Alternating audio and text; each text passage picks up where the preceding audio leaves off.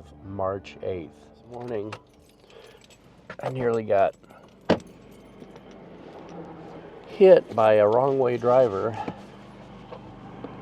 and it's not the first time that an incident like that has happened on March 8th.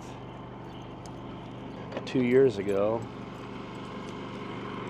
a crazy woman almost hit me at a fire scene while I was standing on the side of the road shooting the fire, and she went on and hit the fire truck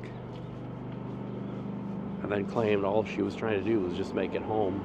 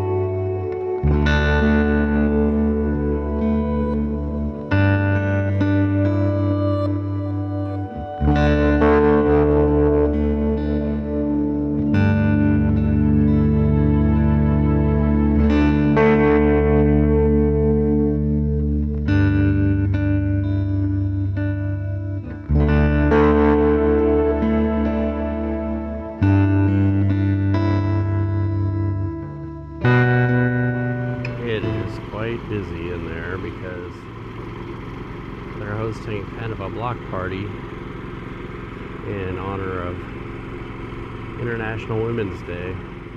They got vendors and people next door getting into it as well.